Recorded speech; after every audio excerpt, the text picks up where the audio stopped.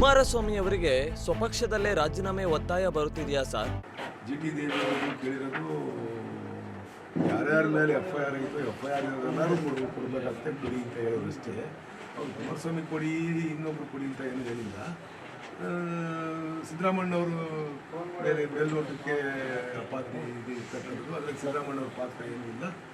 ಅದಕ್ಕೆ ಸಿದ್ದರಾಮಣ್ಣವ್ರು ಯಾಕೆ ಕೊಡಬೇಕು, ಕೊಡಬಾರ್ದು ಅನ್ನೋದನ್ನು ಹೇಳಿ ವ್ಯಕ್ತಪಡಿಸೋದಷ್ಟೇ. ಅವರು ಇವರೆಲ್ಲ ಬೊಬ್ಬೆ ಹಿಡೋದಕ್ಕೋಸ್ಕರ ಯಾವ ರೀತಿ ರಾಜೀನಾಮೆ ಕೊಟ್ಕೊಂಡು ಹೋದರೆ ಇರ್ತಕ್ಕಂಥ ಎಲ್ಲ ಪೊಲಿಟಿಷಿಯನ್ ಮೇಲೂ FIR ಇದ್ದಾರೆ, ಸುಮಾರು ಜನ ಮೇಲೆ FIR ಇದ್ದಾರೆ. ಇವರೆಲ್ಲರೂ ರಾಜೀನಾಮೆ ಕೊಡಬೇಕಾಗುತ್ತೆ. ಆ ನಿಟ್ಟಿನಲ್ಲಿ ಅವರು ಮಾತನಾಡಿರ್ಬೋದು. ಅವರು ಕುಮಾರಸ್ವಾಮಿ ಪಕ್ಷದಲ್ಲಿ ಇದ್ದು ಕುಮಾರಸ್ವಾಮಿ ಕೊಡಿ ಅಂತ ಹೇಳಿದ್ರೆ ಭಾವಿಸಲ್ಲ. ಸಿಎಂ ಸ್ಥಾನಕ್ಕೆ ಸಿದ್ದರಾಮಯ್ಯ ರಾಜೀನಾಮೆ ವಿಚಾರಕ್ಕೆ ನಿಮ್ಮ ಪ್ರತಿಕ್ರಿಯೆ? ಸರ್, ಅವರೇ ಯಾಕೆ ಕೊಡ್ಬೇಕು ರಾಜೀನಾಮೆ? ಅವ್ರದ್ದು ಅವರೇನು ತಪ್ಪು ಮಾಡಿವೆ? ಅವರೆಲ್ಲ ನಾನು ಒಂದು ಲೆಟ್ರ್ ಬರೆದ್ಬಿಟ್ಟು ನನ್ನ ಹೆಂಡತಿಗೆ ಸೈಟ್ ಕೊಡಿ ಅಂತ ಪ್ರಸ್ತಾಪ ಮಾಡಿದ್ದೆ. ಅಲ್ಲಿ 2015 ಮಿಸಸ್ಸು ಅರ್ಜಿಗೂ ಹಾಕಿದ್ದಾರೆ. ನಮಗೆ 50-50 ಇದರಲ್ಲಿ ನಮ್ಗೆ ಲ್ಯಾಂಡ್ ಹೋಗಿದೆ, 3 ಎಕರೆ 7 ಗುಂಟೆ ಜಮೀನು ಹೋಗಿದೆ, ನಮಗೆ ಜಾಗ ಕೊಡಿ ಅಂತ ಹೇಳ್ಬಿಟ್ಟು ಕೇಳ್ಕೊಂಡಿದ್ದಾರೆ. ಆವಾಗ ಸಿದ್ದರಾಮಣ್ಣವರು ಮುಖ್ಯಮಂತ್ರಿ ಇದ್ದಂಥದ್ದು. ಅವರು ಅವಧಿಲಿ ಏನೂ ಆಗಿಲ್ವಲ್ಲ. ಆಗಿರ್ತಕ್ಕಂಥದ್ದು 21ರಲ್ಲಿ ನಮಗೆ ಕೊಟ್ಟಿರ್ತಕ್ಕಂಥದ್ದು. 21ರಲ್ಲಿ ಯಡಿಯೂರಪ್ಪನವರು ಮುಖ್ಯಮಂತ್ರಿ ಇದ್ದಂಥದ್ದು. ಯಡಿಯೂರಪ್ಪನವರು ಮಾಡ್ಕೊಂಡಿರ್ತಕ್ಕಂಥದ್ದು. ಆವಾಗ 21ರಲ್ಲಿ ಇದನ್ನು 50-50 ರೇಷಿಯೋ ಜಾರಿಗೆ ತಂದ್ಕೊಂಡು 24ಕ್ಕೆ ತಿರುಗಿ ಅವರೇ ಕ್ಲೋಸ್ ಮಾಡಿದ್ದಾರೆ. ಹಂಗಿದ್ಮೇಲೆ ಇದನ್ನು ಭ್ರಷ್ಟಾಚಾರ ಮಾಡೋಕ್ಕೆ ಅವಕಾಶ ಮಾಡ್ಕೊಂಡಿರೋದು, ಕಾನೂನು ರೀತಿ ಅವಕಾಶ ಮಾಡ್ಕೊಂಡಿರ್ತಕ್ಕಂಥವ್ರು BJP ಅವರು. ಆ್ಯಕ್ಚುಲಿ BJP ಅವ್ರ ಮೇಲೆ ಇವತ್ತು ಎನ್ಕ್ವೈರಿ ಆಗಬೇಕಾಗುತ್ತೆ. ಅವ್ರನ್ನ ಹಿಡಿದು ಜೈಲಿಗೆ ಹಾಕಬೇಕಾಗುತ್ತೆ. ಅವತ್ತು ಯಾರು ಮುಖ್ಯಮಂತ್ರಿ ಇದ್ದರು, ಯಾರು ಅದಕ್ಕೆ ಸಚಿವರಾಗಿದ್ದರು, ಯಾರು ಕೂಡ ಅಧ್ಯಕ್ಷರಾಗಿದ್ದರು, ಅವ್ರ ಮೇಲೆ ಕ್ರಮ ಕೈಗೊಳ್ಳಬೇಕಾಗುತ್ತೆ. ಅವರು ಅಲ್ಲಿ ಎಷ್ಟು ಜನಕ್ಕೆ ಆಗೈತಿ, ಈ ರೀತಿ ಆಗಿರ್ತಕ್ಕಂಥದ್ದು ಎಷ್ಟು ಜನಕ್ಕೆ ಆಗೈತಿ, ಯಾರ್ಯಾರಿಗಾಗೈತಿ, ಅವೆಲ್ಲ ಎನ್ಕ್ವೈರಿ ಆಗಬೇಕಾಗುತ್ತೆ. ಏಕಾಏಕಿ ಸಿದ್ದರಾಮಣ್ಣ ಒಬ್ಬರನ್ನೇ ಟಾರ್ಗೆಟ್ ಮಾಡೋದು ಕೇವಲ ರಾಜಕೀಯ ಉದ್ದೇಶದಿಂದ ಮಾತ್ರ ಸಿದ್ದರಾಮಣ್ಣ ಟಾರ್ಗೆಟ್ ಮಾಡ್ತಾರೆ. ಜಿ ಪರಮೇಶ್ವರ್ CM ಆಗೋ ಬಗ್ಗೆ ನೀವೇನು ಹೇಳ್ತೀರಾ? ಮುಖ್ಯಮಂತ್ರಿ ಕುರ್ಚಿನೇ ಖಾಲಿ ಇಲ್ಲ ಅಂತ ಅಂದಮೇಲೆ ನಾನು ಇನ್ನೂ ಸರ್ಕಾರ ಬಹುಮತ ಬಂದಾಗಲೇ ಹೇಳಿದ್ದೆ, ನಮ್ಮ ಜಿಲ್ಲೆಯಲ್ಲಿ ಅವಕಾಶ ಸಿಕ್ಕಿದ್ದು ಪರಮೇಶ್ವರ್ಗೆ ಸಿಗಲಿ ಅಂತ ಒಂದು ವಿಚಾರ ನಾನು ಪ್ರಸ್ತಾಪ ಮಾಡಿದ್ದೆ. ಈಗಾಗಲೇ ಮುಖ್ಯಮಂತ್ರಿಗಳಿದ್ದಾರೆ. ಸಿದ್ದರಾಮಣ್ಣವರು ಈ ರಾಜ್ಯದ ಮುಖ್ಯಮಂತ್ರಿಯಾಗಿ ಕೆಲಸ ಮಾಡ್ತಾ ಇದ್ದಾರೆ. ಅದರಿಂದ ಮುಖ್ಯಮಂತ್ರಿ ವಿಚಾರ ಪ್ರಸ್ತಾಪನೆ ಅಪ್ರಸ್ತುತ ಅಲ್ಲ ಸರ್. ಒಂದು ಅವಕಾಶ ಸಿಕ್ಕದೆ ಪರಮೇಶ್ವರ್ ಮುಖ್ಯಮಂತ್ರಿ ಆಗಬೇಕಾ ಅಂತ ಹೆಂಗೆ ಸಿಗುತ್ತೆ ಅವಕಾಶ? ಹೆಂಗೆ ಸಿಗುತ್ತೆ ಅಂತಂದರೆ ಅವ್ರು ಆಗೋದಕ್ಕೆ ಮೊದಲೇ ಸಿದ್ದರಾಮಣ್ಣವ್ರು ಆಗೋದಕ್ಕೆ ಮೊದಲೇ ಏನಾರು ಆಗಿದ್ದರೆ ಫಸ್ಟ್ ಆಗಿದ್ರೆ ಆಗಲಿ ಅಂತ ಆಸೆ ಪಡ್ತಿದ್ರು. ಈಗ ಸಿದ್ದರಾಮಣ್ಣವ್ರು ಇದ್ದು ಪರಮೇಶ್ವರ್ ಹೆಂಗೆ ಆಗುತ್ತೆ? ಎಲ್ಲ ಸುಮ್ಮನೆ ಊಹಾಪೋ ಅಷ್ಟೇ. ತುಮಕೂರಲ್ಲಿ ವಿ ಸೋಮಣ್ಣ ಹಾಗೂ ಕಾಂಗ್ರೆಸ್ಗೂ ಹೊಂದಾಣಿಕೆ ರಾಜಕೀಯ ನಡೀತಿದೆಯಾ? ಇಲ್ಲ, ಒಬ್ಬ ಪೊಲಿಟಿಷಿಯನ್, ರಿಯಲ್ ಪೊಲಿಟಿಷಿಯನ್ನು ಅವಕಾಶ ಸಿಕ್ಕಂಥ ಸಂದರ್ಭದಲ್ಲಿ ಯಾವ ರೀತಿ ಕೆಲಸ ಮಾಡ್ಬೋದು ಅನ್ನೋದ್ರ ಬಗ್ಗೆ ಸೋಮಣ್ಣನವರು ಮನವರಿಕೆ ಆಗೋ ರೀತಿಯಲ್ಲಿ ಎಲ್ಲರ ತವರನ್ನೇ ಹೊಂದಾಣಿಕೆ ಮಾಡ್ಕೊಂಡು ಎಲ್ಲರನ್ನೂ ಜೊತೆಲಿ ಕರ್ಕೊಂಡು ಹೋಗ್ತಕ್ಕಂಥ ಕೆಲಸ ಮಾಡ್ತಕ್ಕಂಥದ್ದು ಮಾಡ್ತಾರೆ. ನಮ್ಮ ಹಿಂದಿನ ಪಾರ್ಲಿಮೆಂಟರಿ ಸದಸ್ಯರು ಅವರು ಒಂದು ಗುಂಡಿ ಮುಚ್ಚಿದ ಉದಾಹರಣೆ ಇಲ್ಲ. ಎಲ್ಲ ತೋರಿಸ್ಬಿಡಿ, ಒಂದು ಯಾವ್ದಾರ ಹಳ್ಳಿ ಕಡೆ ಒಂದು ಗುಂಡಿ ಮುಚ್ಚಿದ್ದೀನಿ, ಇಲ್ಲ ಒಂದು ರೋಡ್ ಮಾಡಿದ್ದೀನಿ, ಇಲ್ಲ ಇನ್ನೊಂದು ಏನಾರ ಯೋಜನೆ ಮಾಡಿದ್ದೀನಿ ಅಂತ ಒಂದೂ ಇಲ್ಲ. ಅವರು ಏನು ಮಾಡೋದು? ದ್ವೇಷದ ರಾಜಕಾರಣ ಮಾಡೋದು. ನಾವು ದ್ವೇಷ ಮಾಡ್ತಿದ್ದು, ಅವರು ದ್ವೇಷ ಮಾಡೋದು.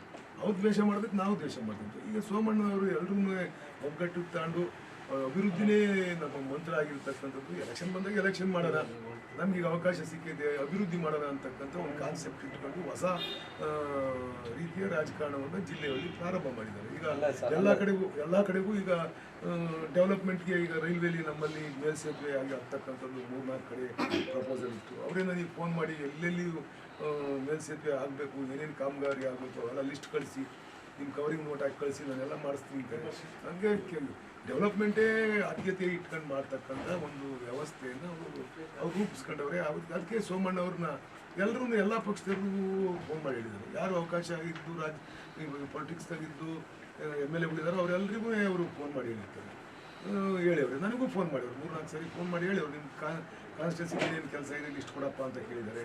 ಆಮೇಲೆ ಎಲ್ಲೆಲ್ಲಿ ರೈಲ್ವೆ ಮೇಲ್ಸೇತುವೆ ಆಗಬೇಕು ಅದು ಲಿಸ್ಟ್ ಕೊಡು ಅಂತ ಹೇಳಿದ್ದಾರೆ. ಅದರಿಂದ ಕೆಲಸ ಮಾಡಬೇಕು ಅನ್ನೋ ಕಾಳಜಿಯಿಂದ ಎಲ್ಲರೂ ಸಂಪರ್ಕ ಮಾಡ್ತಕ್ಕಂಥದ್ದು ತಪ್ಪಲ್ಲ.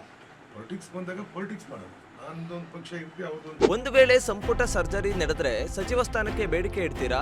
ಯಾವ ಸಂಪುಟನೇ ಇಲ್ಲ, ಖಾಲಿ ಇದೆ ಕೇಳ್ಬೋದಾಯ್ತು. ಚೀಫ್ ಮಿನಿಸ್ಟರ್ ರಾಜೀನಾಮೆ ಕೊಡೋ ನೆಸಿಟಿ ಇಲ್ಲ ಅನ್ನುವಾಗ ಮುಖ್ಯಮಂತ್ರಿಗಳೇ ರಾಜೀನಾಮೆ ಕೊಡಬೇಕಾದ ಅವಶ್ಯಕತೆ ಇಲ್ಲ ಅಂದಾಗ ಸಂಪುಟ ಹಿಂದಿಲ್ಲ. ಎಲ್ಲ ಸುಮ್ಮನೆ ಹೂವು ಅಷ್ಟೇ.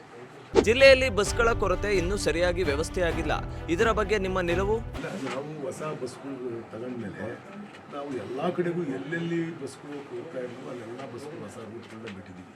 ಈಗ ನಮ್ಮ ತಾಲೂಕಲ್ಲಿ ಸಿರಾದಿಂದ ಇರಲಿಲ್ಲ, ಸಿರಾದಿಂದ ಗುಬ್ಬಿಗೆ ಬಿಟ್ಟಿದ್ವಿ, ಸಿರಾದಿಂದ ತುಮಕೂರಿಗೆ ಬಿಟ್ಟಿದ್ವಿ, ಬುಕ್ಕಾಪಟ್ಟಣದಿಂದ ಇರಲಿಲ್ಲ, ಬುಕ್ಕಾಪಟ್ಟಣದಿಂದ ತುಮಕೂರು ಬಿಟ್ಟಿದ್ವಿ, ಬುಕ್ಕಾಪಟ್ಟಣದಿಂದ ಗುಬ್ಬಿಗೆ ಬಿಟ್ಟಿದ್ವಿ. ಹಂಗೆ ಎಲ್ಲೆಲ್ಲಿ ಯಾವ್ಯಾವ ರೂಟಲ್ಲಿ ಬಸ್ಸು ಓಡಾಡ್ತಿಲ್ವೋ ಅವೆಲ್ಲವೂ ಕೂಡ ಹೊಸದಾಗಿ ರೂಟ್ಗಳನ್ನ ಬಿಡ್ತಕ್ಕಂಥದ್ದನ್ನ ಮಾಡಿದ್ವಿ. ಮೊನ್ನೆ ಯಾರೋ ಕೊಟ್ಟಿಗೆಯವರು ಇಬ್ಬರು ಮಾಡೋರು ಅದನ್ನು ಕೂಡ ಮಾಡಿಸ್ಕೊಡ್ತಕ್ಕಂಥದ್ದನ್ನ ಮಾಡಿದ್ವಿ. ನಮ್ಮಲ್ಲಿ ಬಸ್ಸು ಕೂಡ ಪರ್ಚೇಸ್ ಮಾಡ್ತಾ ಇದ್ದೀವಿ ಹೊಸದಾಗಿ. ಎಲ್ಲಿ ಹಳ್ಳಿ ಕಡೆಗೂ ಕೂಡ ಬಸ್ ಬಿಡ್ತಕ್ಕಂಥದ್ದನ್ನ ಮಾಡ್ತಾ ಇದ್ದೀವಿ. ನಮಗೆ ಡ್ರೈವರ್ಗಳನ್ನ ನಾವು ತಗೊಬೇಕಾಗಿದೆ. ಈಗ ರಿಕ್ರೂಟ್ಮೆಂಟ್ ಆಗ್ತಾ ಇದೆ. ಒಂದು 10,000 ಜನ ಡ್ರೈವರ್ಗಳು ತಗೊತಾ ಇದ್ದೀವಿ. ಡ್ರೈವರ್ಗಳು ಕೊರತೆ ಇದೆಯಾ, ಅದಕ್ಕೋಸ್ಕರ ಅದೆಲ್ಲ ಆದಮೇಲೆ ನಾವು ಎಲ್ಲ ಕಡೆಗೂ ಬಿಡ್ತಕ್ಕಂಥ.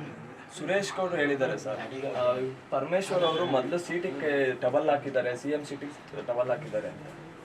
ಅದೇನು ಸುರೇಶ್ ಗೌಡನೇ ಕೇಳಬೇಕು, ಎಲ್ಲೈತೆ ಯಾವ ಸೀಟು ಏನು ಕತೆ. ಸುಮ್ಮನೆ ನಾವು ಬಾಯಿ ಚಟಕ್ಕೆ ಏನಾರ ಮಾತಾಡ್ಬೇಕಷ್ಟೇ.